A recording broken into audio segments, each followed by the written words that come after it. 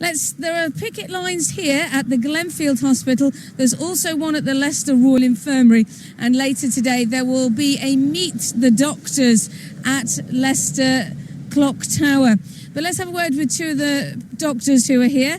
Hannah Forsker and Mel Hobbs are both junior doctors and members of the British Medical Association, standing out here on the rain, 8 o'clock on a wet Wednesday morning. Now, this is your 4th strike this year, and the BMA is also taking legal action to stop this contract being imposed through the courts. Hannah, why are you striking for the 4th time? Okay, well, the main concern at the current time is that the government have decided to impose this contract despite the concerns of 55,000 junior doctors and many others in the health profession.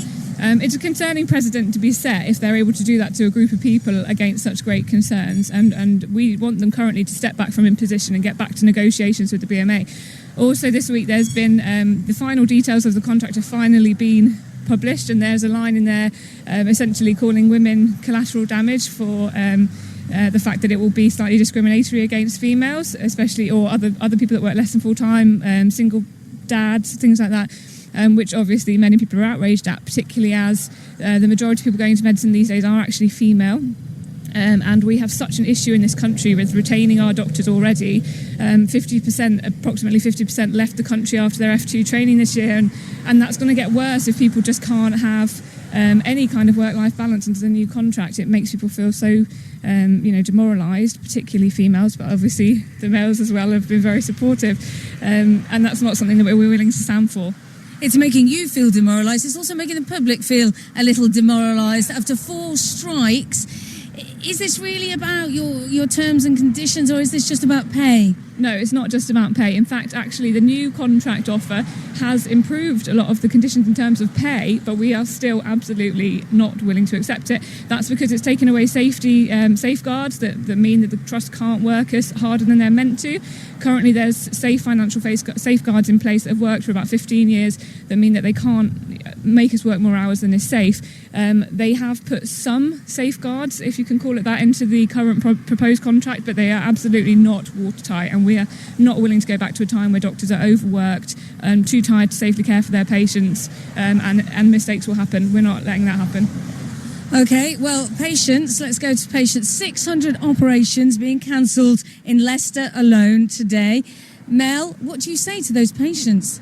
Well, we'd like to say sorry. We really regret any inconvenience or harm that's caused to any patients, but in the long term we're doing this for their good, because as Hannah just said, 50% of doctors are actually leaving after the first 2 years post-medical training, and if that continues then patients are going to be massively inconvenienced because there's going to be no doctors to treat them in our hospitals, and thousands of appointments get cancelled already in the NHS because there aren't the staff, there aren't the beds. So this is happening already, and that's the way it's going to go if this contract goes through. OK, today there is emergency care in place, but later in the month, the 26th and 27th of April, junior doctors will refuse to staff A&E departments, emergency surgery and intensive care. There's a big intensive care department here. Surely that's putting patients' lives in danger. Okay, well, obviously there'll still be consultant-led emergency care, so the absolute specialist in all of our areas will still be working that day. It's only the junior doctors that are on strike.